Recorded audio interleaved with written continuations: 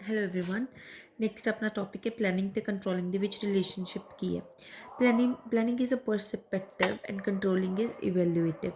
Planning ਕੀ perspective ਹੁੰਦਾ ਹੈ ਕਿ ਆਪਣਾ ਕੀ ਅੱਗੇ ਮਤਲਬ ਆਪਾਂ ਐਕਸ਼ਨ ਕੀ ਲੈਣਾ ਅੱਗੇ ਕਿ ਆਪਣੇ ਆਬਜੈਕਟਿਵਸ ਨੂੰ ਅਚੀਵ ਕਰਨ ਲਈ ਆਪਾਂ ਕਿਵੇਂ ਦਾ ਰਾਹ ਆਪਾਂ ਕਿਵੇਂ ਦੀ ਚੂਜ਼ ਕਰੀਏ ਕਿ ਆਪਾਂ ਇੱਕ ਪ੍ਰੋਪਰ ਇੱਕ ਤਰੀਕੇ ਨਾਲ ਆਪਣੇ ਆਰਗੇਨਾਈਜੇਸ਼ਨਸ ਦੇ ਗੋਲਸ ਨੂੰ ਅਚੀਵ ਕਰ ਸਕੀਏ। Controlling on the other hand side ठीक है वो इवैल्यूएट करती है कि जो अपन ने प्लान डिसीजन लए हैं वो प्रॉपरली अपन मतलब एक्शन के थ्रू जा रहे ने डिजायर्ड एक्शन के थ्रू हो रहा काम।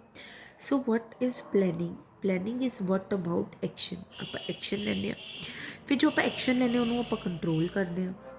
कंट्रोल जो करते हैं आप एक्शन कंट्रोल करते हैं कि बेसिकली कंट्रोल करते हैं आप प्लानिंग मतलब inter relationship between planning and controlling. ठीक है planning and controlling coexist since one depends upon the other। एक दूसरे ते दोनों डिपेंड करदियां ने। इन प्लानिंग टारगेट्स और goals are fixed where as in controlling the actual performance is concern. Planning ਦੇ ਵਿੱਚ ਕੀ ਨੇ ਆਪਣੇ ਟਾਰਗੇਟਸ ਤੇ ਗੋਲਸ ਕੀ ਨੇ ਫਿਕਸਡ ਹੁੰਦੇ ਨੇ। Targets and goals are fixed. ਇਹਦੇ ਵਿੱਚ ਕੀ ਹੁੰਦਾ ਐਕਚੁਅਲ ਪਰਫਾਰਮੈਂਸ ਨੂੰ ਆਪਾਂ ਐਕਚੁਅਲ ਪਰਫਾਰਮੈਂਸ ਨੂੰ ਕੰਪੇਅਰ ਕਰਦੇ ਹਾਂ ਜੋ ਆਪਾਂ ਨੇ ਪਲਾਨਡ ਫਿਗਰਸ ਹੁੰਦੀਆਂ ਨੇ। The actual performance will be compared with the yardsticks given by planning. Yardstick ਮਤਲਬ ਜੋ ਵੀ ਆਪਾਂ ਨੂੰ ਪਲੈਨਿੰਗ ਦੀ ਇਨਫੋਰਮੇਸ਼ਨ ਦਿੰਦੀ ਹੈ ਨਾ ਕਿ ਆਪਾਂ ਨੇ ਇੱਦਾਂ ਕੰਮ ਕਰਨਾ ਹੈ ਤਾਂ ਜੋ ਵੀ ਯਾਰਡਸਟਿਕ ਬਣਾ ਦਿੰਦੀ ਹੈ ਕਿ ਇਹ ਪ੍ਰੋਸੈਸ ਹੈ ਤੁਹਾਡਾ ਇੰਨਾ ਤੁਸੀਂ ਐਵੇਂ ਕੰਮ ਕਰਨਾ ਫਿਰ ਆਪਾਂ ਉਸ ਚੀਜ਼ ਨੂੰ ਪਰਫਾਰਮੈਂਸ ਨੂੰ ਕੰਪੇਅਰ ਕਰਦੇ ਹਾਂ। Planning function is also dependent upon controlling because planning are not only to be made or proper but implemented properly. मतलब कि प्लैनिंग फंक्शन डिपेंड अपॉन होंगे कंट्रोलिंग पे क्योंकि प्लान जेडे ने ना वो मेड ऑन अ पेपर। ठीक है पेपर ते मेनटेन होंगे ने उही फिर उन्होंने मतलब अपन ने जो प्रॉपरली इंप्लीमेंट करना होंगे तो आप परसन टू परसन कर दें तो कंट्रोलिंग प्लैनिंग कंट्रोलिंग ते ही डिपेंड होंगी है। The implementation of plan is followed in controlling function। देखो it ensures that plan are followed strictly and regular monitoring will ensure their implementation। ਵੀ ਆਪਾਂ ਨੇ ਪਲਾਨ ਬਣਾ ਲਏ ਉਸਨੂੰ ਫੋਲੋ ਕਰ ਰਹੇ ਹਾਂ ਫਿਰ ਜਦੋਂ ਉਹਦੀ ਸਟ੍ਰਿਕਟਲੀ ਤੇ ਰੈਗੂਲਰ ਮੋਨੀਟਰਿੰਗ ਉਹ ਇਨਸ਼ੋਰ ਕਰਦੀ ਹੈ कि ये प्लान प्रॉपर तरीके ਨਾਲ ਇੰਪਲੀਮੈਂਟ ਹੋ ਰਹੇ ਨੇ ਜਾਂ ਨਹੀਂ। So planning and controlling are interlinked. ਇਹ ਇੰਟਰਲਿੰਕਡ ਹੁੰਦੀਆਂ ਨੇ ਇੱਕ ਦੂਜੇ ਨਾਲ ਤੇ successfully carried out both the functions. Planning and controlling are backward looking and forward looking। Planning and controlling are backward looking because planning ਤੇ ਆਪਾਂ ਕੰਟਰੋਲਿੰਗ ਬੈਕਵਰਡ ਲੁਕਿੰਗ ਹੁੰਦੀਆਂ ਨੇ ਕਿਉਂਕਿ ਆਪਾਂ ਕੰਟਰੋਲਿੰਗ ਦੇ ਵਿੱਚ past performance becomes the basis for future plan. Planning ਆਪਾਂ ਕਿਵੇਂ ਕਰਦੇ ਹਾਂ ਦੇਖ ਕੇ ਕਿ ਆਪਣੀ ਕੰਪਨੀ ਦੇ ਪਾਸਟ ਰਿਕਾਰਡਸ ਕੀ ਨੇ ਹੈ ਨਾ ਆਪਣੀ ਕੰਪਨੀ ਕਿਵੇਂ ਦਾ ਬਿਹੇਵ ਕਰ ਰਹੀ ਹੈ ਕੀ ਕੰਜ਼ਿਊਮਰ ਡਿਮਾਂਡ ਕਰ ਰਿਹਾ ਉਸ ਦੇ ਅਕੋਰਡਿੰਗ ਆਪਾਂ ਫਿਊਚਰ ਪਲਾਨ ਬਣਾਉਂਦੇ ਹਾਂ। ठीक है the controlling a manager looks to the previous figures to find out the deviation. ਹੁਣ ਆਪਾਂ ਮੈਨੇਜਰ ਨੂੰ ਵੀ ਕੰਟਰੋਲ ਕਰਨ ਲਈ ਵੀ ਹਾਂਜੀ ਜੀ ਪਹਿਲਾਂ ਤਾਂ ਤੁਸੀਂ 12 ਬਣਾਉਂਦੇ ਸੀ ਪ੍ਰੋਡਕਟਸ ਹੁਣ ਤੁਸੀਂ 10 ਬਣਾ ਰਹੇ ਹੋ ਇਹ ਕੀ ਹੋਇਆ ਉਹਨਾਂ ਦੀ ਪਾਸਟ ਪਰਫਾਰਮੈਂਸ ਹੀ ਚੈੱਕ ਹੋਈ ਨਾ backward he. So previous figures and previous performance become the basis of planning and controlling। ਇਹ ਪਲੈਨਿੰਗ ਤੇ ਕੰਟਰੋਲਿੰਗ ਫਾਰਵਰਡ ਲੁਕਿੰਗ ਵੀ ਹੁੰਦੀਆਂ ਨੇ ਕਿਉਂਕਿ ਦੋਨੋਂ ਅਚੀਵਮੈਂਟਸ ਆਫ ਬਿਜ਼ਨਸ ਗੋਲ ਤੇ ਹੀ ਬੇਸਿਸ ਤੇ ਹੁੰਦੀਆਂ ਨੇ। There combined efforts are to reach maximum output with the minimum cost. ਬਹੁਤ systematic planning and proper controller ਮਤਲਬ ਪ੍ਰੋਪਰ ਇਹਨਾਂ ਦਾ ਦੇਖ ਕੇ ਰੇਖ ਕੇ ਇਹਨਾਂ ਨੂੰ ਕੰਮ ਕਰਨਾ ਚਾਹੀਦਾ ਕਿ ਜਿਹਦੇ ਨਾਲ ਆਪਾਂ ਆਪਣੇ ਆਰਗੇਨਾਈਜੇਸ਼ਨਸ ਦੇ ਗੋਲਸ ਨੂੰ ਅਚੀਵ ਕਰ ਸਕੀਏ। ਕਨਕਲੂਜਨ ਕੀ ਹੈ planning makes control easier. Planning की अपनी कंट्रोल करना ईजी कर देती है and effective since it is based on fact. अगर इफेक्टिव होंगी है क्योंकि अगर अपनी प्लैनिंग भी एक फैक्चुअल बेसिस पे हो प्रॉपर अच्छे बेसिस पे हो। Controlling improves future planning.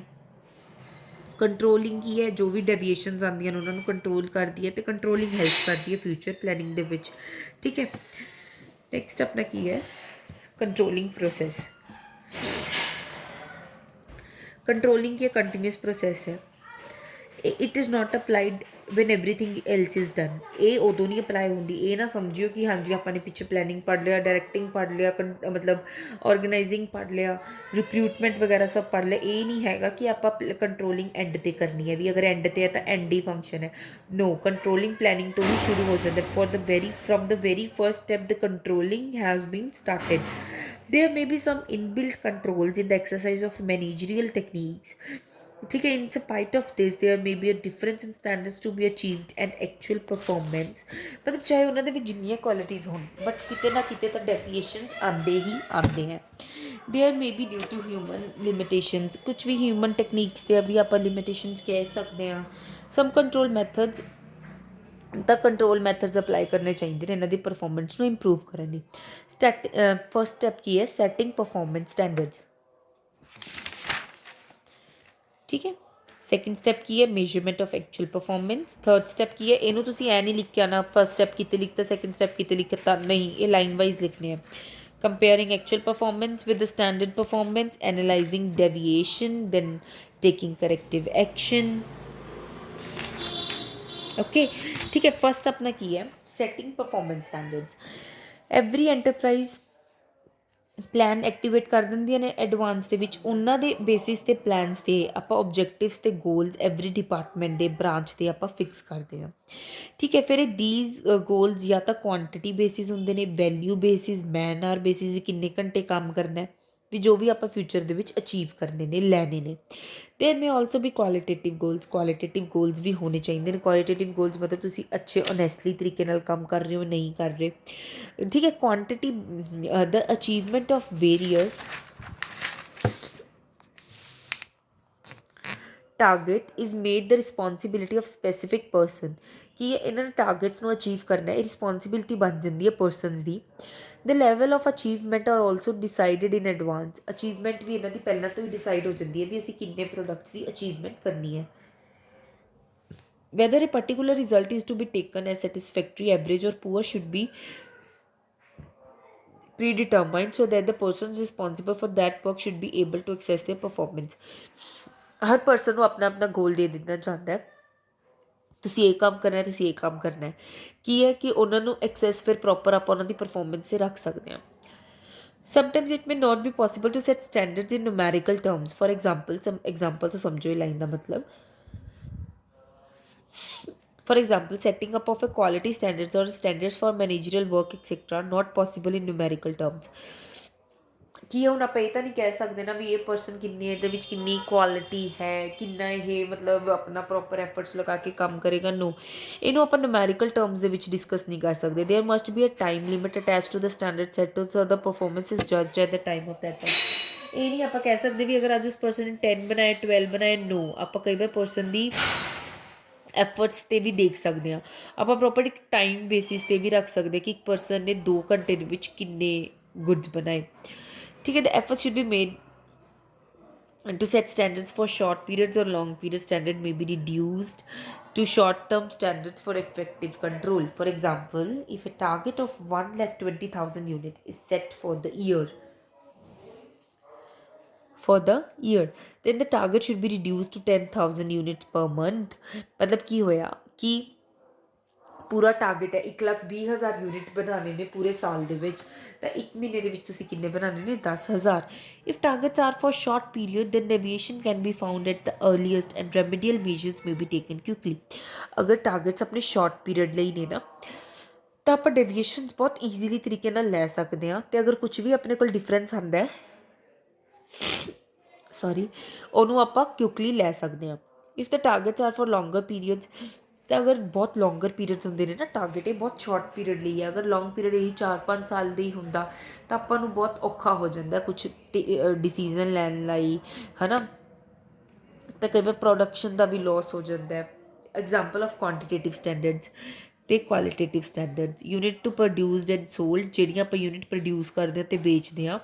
Cost of production, time ਕਿੰਨਾ ਸਪੈਂਡ ਹੁੰਦਾ ਹੈ, ਰੈਵਨਿਊ ਕਿੰਨਾ ਆਉਂਦਾ ਹੈ. ਠੀਕ ਹੈ. ਆਪਾਂ ਕੁਆਲਿਟੀ ਪ੍ਰੋਡਕਟ ਦੀ ਇੰਪਰੂਵ ਕਰਦੇ ਹਾਂ. ਰਿਲੇਸ਼ਨਸ ਇੰਪਲੋਏ ਦਾ ਹੋ ਗਿਆ ਕੁਆਲੀਟੇਟਿਵ ਦੇ ਵਿੱਚ. ਮੋਟੀਵੇਸ਼ਨ ਲੈਵਲ ਕਿੰਨਾ ਹੈ, ਕਸਟਮਰ ਦੀ ਸੈਟਿਸਫੈਕਸ਼ਨ ਕਿੰਨੀ ਹੈ, ਗੁੱਡਵਿਲ ਕਿੰਨੀ ਹੈ, ਜੋ ਆਪਾਂ ਇਹਨੂੰ ਪੈਸੇ ਦੇ ਵਿੱਚ ਹੋ ਗਿਆ. ਇਹ ਨੰਬਰਸ ਦੇ ਵਿੱਚ ਲਿਖ ਸਕਦੇ ਹੋ ਤੁਸੀਂ. ਕੁਆਂਟਿਟੀ ਕਿੰਨੀ ਪ੍ਰੋਡਿਊਸ ਕੀਤੀ? 10. ਕਿੰਨੀ ਵੇਚੀ? 12. ਬਟ ਤੁਸੀਂ ਕੁਆਲਿਟੀ ਪ੍ਰੋਡਕਟ ਦੀ ਇਹ ਨਹੀਂ ਕਹਿ ਸਕਦੇ ਵੀ ਇਹ 10 ਹੈ, ਇਹ 12 ਹੈ. ਨੋ. ਠੀਕ ਹੈ. ਫਿਰ ਨੈਕਸਟ ਆਪਣੇ ਕੋਲ measurement of actual performance. Measurement of actual performance, ਫਿਰ ਜੋ ਆਪਾਂ ਨੇ ਪਰਫਾਰਮੈਂਸ ਕੀਤੀ ਹੈ ਉਹਨੂੰ ਕੰਟਰੋਲ ਕਰਨ ਲਈ, ਉਹਨੂੰ ਪ੍ਰੋਸੈਸ ਕਰਨ ਲਈ ਆਪਾਂ ਮੇਜਰਮੈਂਟ ਆਫ ਪਰਫਾਰਮੈਂਸ ਕਰਦੇ ਹਾਂ। ਫਿਰ ਜੇ ਐਕਚੁਅਲ ਪਰਫਾਰਮੈਂਸ ਜਿਹੜੀ ਹੁੰਦੀ ਹੈ ਨਾ, ਉਹਨੇ ਇੰਨਾ ਵਰਕਰਸ ਨੇ ਬਣਾਤਾ, ਕੰਮ ਕਰਤਾ, ਆਪਾਂ ਪਲਾਨ ਕੀਤਾ ਸੀਗਾ ਕਿ ਆਪਾਂ 10,000 ਯੂਨਿਟ ਬਣਾਉਣੀਆਂ ਨੇ ਪਰ ਮੰਥ, ਆਪਾਂ ਉੱਪਰਲੀ ਐਗਜ਼ਾਮਪਲ ਲੈ ਕੇ ਹੀ ਚੱਲਦੇ ਹਾਂ, ਠੀਕ ਹੈ। ਫਿਰ ਵੀ ਆਪਾਂ ਦੇਖਣਾ ਵੀ ਇਹ 10,000 ਪਰ ਮੰਥ ਬਣ ਰਹੀਆਂ ਨੇ ਜਾਂ ਨਹੀਂ ਬਣ ਰਹੀਆਂ। This will be enable to determine whether the work is being done according to plan or not. ਇਹ ਆਪਾਂ ਨੂੰ ਪਤਾ ਕਰਵਾਉਂਦਾ ਕਿ ਜਿਹੜਾ ਕੰਮ ਹੋ ਰਿਹਾ ਐਕਚੁਅਲ ਦੇ ਵਿੱਚ ਉਹ ਪਲਾਨ ਦੇ ਅਕੋਰਡਿੰਗ ਹੋ ਰਿਹਾ ਜਾਂ ਨਹੀਂ ਹੋ ਰਿਹਾ। The qualitative performance such as human relation, employee morale, etc. can be measured through psychological test and surveys। ਆਪਾਂ ਇਹਨਾਂ ਦਾ ਟੈਸਟ ਹਮੇਸ਼ਾ ਉਦੋਂ ਲੈ ਸਕਦੇ ਹਾਂ ਆਪਾਂ ਸਾਈਕੋਲੋਜੀਕਲ ਟੈਸਟ ਲੈ ਲਈਏ, ਇਹਨਾਂ ਦੇ ਸਰਵੇ ਕਰਵਾ ਲਈਏ, ਇਹ ਤਾਂ ਆਪਾਂ ਡਿਵੈਲਪ ਕਰ ਸਕਦੇ ਹਾਂ, ਬਟ ਅਦਰਵਾਈਜ਼ ਇਹ ਨਹੀਂ ਹੁੰਦਾ। ਦ ਮੇਜਰਮੈਂਟ ਆਫ ਕੁਆਂਟੀਟੇਟਿਵ ਐਗਜੈਕਟਿਵਸ, ਇਹ ਤਾਂ ਬਹੁਤ ਈਜ਼ੀ ਹੁੰਦਾ ਹੈ ਕਿ ਜਿੰਨਾ ਆਪਾਂ ਨੇ ਇਹਨਾਂ ਨੇ ਕੰਮ ਕਰਤਾ ਅਤੇ ਜਿੰਨਾ ਆਪਾਂ ਨੇ ਸਟੈਂਡਰਡ ਕੀਤਾ ਸੀਗਾ ਉਹ ਆਪਾਂ ਮੈਚ ਕਰ ਲੈਂਦੇ ਹਾਂ। Techniques of for measurement of performance, ਕਿਹੜੀਆਂ ਕਿਹੜੀਆਂ ਟੈਕਨੀਕਸ ਆਪਾਂ ਯੂਜ਼ ਕਰਦੇ ਹਾਂ ਮੇਜਰਮੈਂਟ ਪਰਫਾਰਮੈਂਸ ਨੂੰ ਮੇਜਰ ਕਰਨ ਲਈ। Personal observation, performance continuously basis 'ਤੇ ਹੁੰਦੀ ਹੈ ਅਤੇ ਸੁਪੀਰੀਅਰ ਇਹਨੂੰ ਹਰ ਦਿਨ ਮੇਜਰ ਕਰੇ।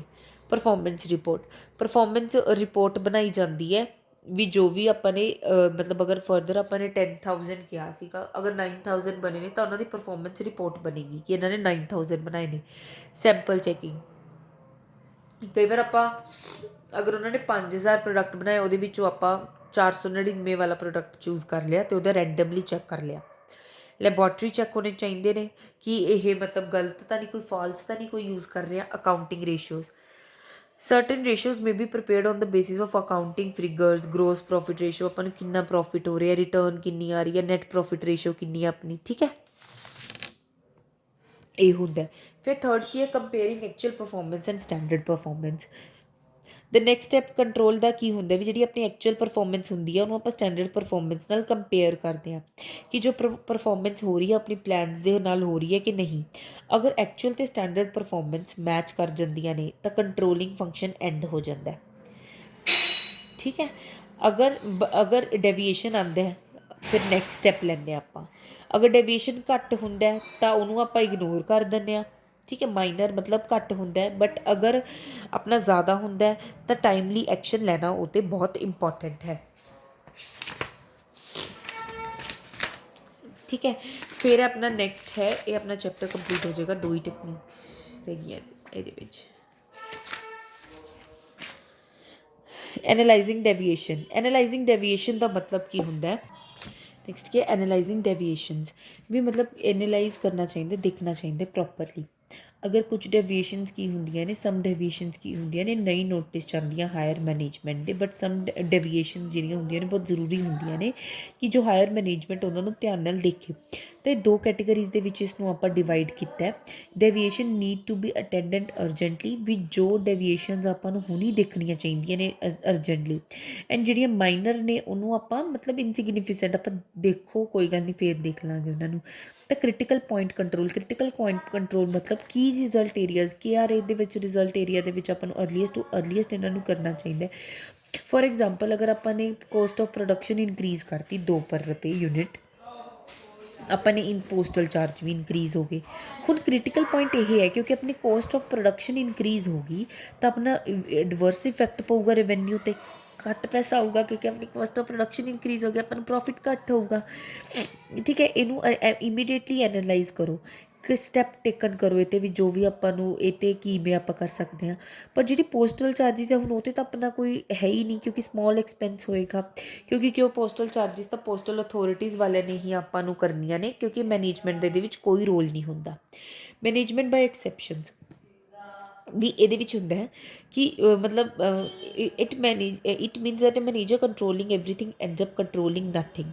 ਦ manager should note time spend on minor, ਇਹਨਾਂ ਨੂੰ ਹੁੰਦਾ ਵੀ ਮਾਈਨਰ ਡੈਵੀਏਸ਼ਨਸ 'ਤੇ ਨਾ ਆਪਣਾ ਟਾਈਮ ਸਪੈਂਡ ਕਰੇ, ਜੋ ਐਕਸੈਪਸ਼ਨਸ ਕੇਸਿਸ ਨੇ ਸਿਰਫ ਉਹਨਾਂ 'ਤੇ ਹੀ ਕਰੇ। ਉਹਨੂੰ ਨਹੀਂ ਆਪਣੀ ਐਨਰਜੀ ਵੇਸਟ ਕਰਨੀ ਚਾਹੀਦੀ ਕਿ ਆਪਾਂ ਮਾਈਨਰ ਡੈਵੀਏਸ਼ਨਸ ਨੂੰ ਦੇਖੀਏ। Rather they should concentrate on finding ਵੀ ਜੋ ਵੀ ਆਪਣੇ ਹਾਇਰ ਡਿਗਰੀ ਡੈਫੀਏਸ਼ਨਸ ਹੁੰਦੇ ਨੇ ਨਾ, ਵੀ ਜੋ ਚੇਂਜਿਸ ਆਪਾਂ ਨੂੰ ਬਹੁਤ ਵੀ ਲੋਸ ਪਾਉਣਗੇ ਇੰਪੋਰਟੈਂਟ ਉਹਨਾਂ 'ਤੇ ਦੇਖਣਾ ਚਾਹੀਦਾ ਹੈ। ਐਡਵਾਂਟੇਜਿਸ ਕੀ ਨੇ, ਇੱਕ ਤਾਂ ਇਹ ਕ੍ਰਿਟੀਕਲ ਪ੍ਰੋਬਲਮ ਨੂੰ ਆਈਡੈਂਟੀਫਾਈ ਕਰ ਦਿੰਦਾ ਕਿ ਜੋ ਆਪਾਂ ਟਾਈਮਲੀ ਨੀਡ ਮਤਲਬ ਟਾਈਮਲੀ ਐਕਸ਼ਨ ਲੈਣਾ ਹੁੰਦਾ। रूटीन प्रॉब्लम ਜਿਹੜੀਆਂ ਆਰ ਲੈਫਟ ਟੂ ਦਾ ਸਬਆਰਡੀਨੇਟਸ, ਜਿਹੜੀਆਂ ਰੂਟੀਨ ਪ੍ਰੋਬਲਮਸ ਹੁੰਦੀਆਂ ਨੇ ਸਬਆਰਡੀਨੇਟਸ ਦੇਖਦਾ। ਮੈਨੇਜਰ ਸਿਰਫ ਹਾਇਰ ਜਿਹੜੀਆਂ ਇੰਪੋਰਟੈਂਟ ਪ੍ਰੋਬਲਮਸ ਹੁੰਦੀਆਂ ਨੇ ਉਹਨਾਂ ਨੂੰ ਦੇਖਦਾ। ਟਾਈਮ ਸੇਵ ਹੁੰਦਾ, ਐਫਰਟ ਸੇਵ ਹੁੰਦੇ ਨੇ ਮੈਨੇਜਰਸ ਦੇ। Manager focus on important areas ਦੇ ਵਿੱਚ ਫੋਕਸ ਕਰਦਾ ਤਾਂ ਯੂਟੀਲਾਈਜੇਸ਼ਨ ਹੁੰਦੀ ਹੈ ਮੈਨੇਜਰ ਟੈਲੈਂਟ ਦੀ ਪੂਰੀ ਤਰ੍ਹਾਂ। ਫਿਰ ਇਹ ਟੇਕਿੰਗ ਕਰੈਕਟਿਵ ਐਕਸ਼ਨਸ, ਹੁਣ ਆਪਾਂ ਨੇ ਕੰਟਰੋਲ ਕਰ ਲਿਆ, ਠੀਕ ਹੈ, ਆਪਾਂ ਨੇ ਦੇਖ ਲਿਆ ਵੀ ਕਿੱਥੇ ਕਿੱਥੇ ਆਪਣੇ ਲੂਪ ਹੋਲਸ ਨੇ, ਕਿੱਥੇ ਕਿੱਥੇ ਡੈਵੀਏਸ਼ਨਸ ਨੇ, ਕਿੱਥੇ ਕਿੱਥੇ ਆਪਾਂ ਨੂੰ ਕਰੈਕਟਿਵ ਐਕਸ਼ਨ ਲੈਣ ਦੀ ਜ਼ਰੂਰਤ ਹੈ। ਫਿਰ ਆਪਾਂ ਕਰੈਕਟਿਵ ਐਕਸ਼ਨ ਲਓ ਵੀ ਜੋ ਅਗਰ ਪਰਫੋਰਮੈਂਸ ਆਪਣੀ ਲੈਸ ਸਟੈਂਡਰਡ ਤੋਂ ਲੈਸ ਹੈ ਤਾਂ ਉਸਨੂੰ ਠੀਕ ਕਰੋ। ਵਟ ਐਵਰ ਦਾ ਰੀਜ਼ਨ, ਅਗਰ ਕੋਈ ਵੀ ਰੀਜ਼ਨ ਹੈ ਲੋ ਪਰਫੋਰਮੈਂਸ ਦਾ, ਵੀ ਐਫਰਟਸ ਮੇਡ ਕਰਾਓ ਵੀ ਆਪਾਂ ਆਰਗੇਨਾਈਜੇਸ਼ਨ ਦੇ ਗੋਲ ਨੂੰ ਅਚੀਵ ਕਰੀਏ। No control process can automatically rectify the mistakes in a system. ਕੋਈ ਵੀ ਕੰਟਰੋਲ ਪ੍ਰੋਸੈਸ ਆਪਣੇ ਆਪ ਨਹੀਂ ਠੀਕ ਹੋ ਜਾਂਦਾ, ਆਪਾਂ ਨੂੰ ਕਰਨਾ ਪਏਗਾ, ਆਪਾਂ ਨੂੰ ਐਕਸ਼ਨ ਲੈਣੇ ਪੈਣਗੇ ਉਹਨੂੰ ਠੀਕ ਕਰਨ ਲਈ। Sometimes the targets are not achievable even when with more efforts and these will have to be revised। ਕਈ ਵਾਰ ਕੀ ਹੁੰਦਾ ਵੀ ਟਾਰਗੇਟਸ ਨਹੀਂ ਅਚੀਵ ਹੁੰਦੇ ਜਿੰਨੇ ਆਪਾਂ ਜ਼ਿਆਦਾ ਤੋਂ ਜ਼ਿਆਦਾ ਐਫਰਟਸ ਵੀ ਲੈ ਲਈਏ, ਤਾਂ ਆਪਾਂ ਨੂੰ ਇਹ ਸਭ ਰਿਵਾਈਜ਼ ਕਰਨਾ ਪੈਂਦਾ, ਦੇਖਣਾ ਪੈਂਦਾ ਵੀ ਕਿਤੇ ਨਾ ਕਿਤੇ ਤਾਂ ਗਲਤੀ ਹੋਈ ਹੋਣੀ। The control action may involve review of plan and goals.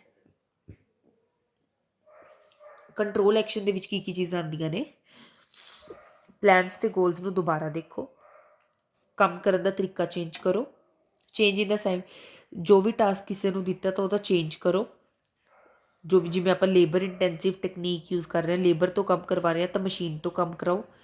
ਆਪਣੀ ਆਰਗੇਨਾਈਜੇਸ਼ਨ ਦਾ ਸਟਰਕਚਰ ਚੇਂਜ ਕਰੋ, ਅਗਰ ਸੈਂਟਰਲਾਈਜ਼ਡ ਹੈ ਤਾਂ ਡੀਸੈਂਟਰਲਾਈਜ਼ਡ ਕਰੋ, ਡੀਸੈਂਟਰਲਾਈਜ਼ਡ ਹੈ ਤਾਂ ਸੈਂਟਰਲਾਈਜ਼ਡ ਕਰੋ। ਕਿਵੇਂ ਆਪਾਂ ਲੈ ਸਕਦੇ ਹਾਂ ਕਾਜ਼ਿਜ਼ ਆਫ ਡੈਵੀਏਸ਼ਨ, ਮਸ਼ੀਨ ਖਰਾਬ ਹੋ ਗਈ, ਐਬਸੋਲੂਟ ਮਤਲਬ ਖਰਾਬ ਹੋਣਾ, ਗਲਤ ਮਟੀਰੀਅਲ ਯੂਜ਼ ਕਰ ਰਹੇ ਹੋ, ਖਰਾਬ ਮਟੀਰੀਅਲ, ਖਰਾਬ ਪ੍ਰੋਸੈਸ ਯੂਜ਼ ਕਰ ਰਹੇ ਹੋ, ਫਿਜ਼ੀਕਲ ਕੰਡੀਸ਼ਨ ਕੰਮ ਦੀ ਵਧੀਆ ਨਹੀਂ, ਮਸ਼ੀਨ ਕੰਮ ਦੀ ਨਹੀਂ, ਲੈਕ ਆਫ ਮੋਟੀਵੇਸ਼ਨ ਨਹੀਂ ਹੈਗੀ। ਕਿਵੇਂ ਕਰ ਸਕਦੇ ਹੋ, ਟੈਕਨੋਲੋਜੀ ਵਧੀਆ ਲੈ ਕੇ ਆਓ, ਕੁਆਲਿਟੀ ਚੈੱਕ ਕਰੋ ਪ੍ਰੋਡਕਟ ਦੀ, ਐਗਜ਼ਿਸਟਿੰਗ ਪ੍ਰੋਸੈਸ ਨੂੰ ਦੁਬਾਰਾ ਚੇਂਜ ਕਰੋ, ਫਿਜ਼ੀਕਲ ਕੰਡੀਸ਼ਨ ਅੱਛੀਆਂ ਲੈ ਕੇ ਆਓ, proper machine, light, energy proper ਦਿਓ, ਰਿਪੇਅਰ ਅਤੇ ਰਿਪਲੇਸਮੈਂਟ ਕਰੋ ਮਸ਼ੀਨਰੀ ਦੀ, ਸੁਟੇਬਲ ਇਨਸੈਂਟਿਵਸ ਦਿਓ ਵਰਕਰਸ ਨੂੰ। ਠੀਕ ਹੈ, ਇਹ ਆਪਣਾ ਚੈਪਟਰ ਹੋ ਗਿਆ ਹੁਣ ਨੈਕਸਟ ਕੰਪਲੀਟ, ਕੰਟਰੋਲਿੰਗ। ਨੈਕਸਟ ਆਪਾਂ ਸਟਾਰਟ ਕਰਾਂਗੇ business, finance and marketing, financial management start ਕਰਾਂਗੇ। Thank you so much.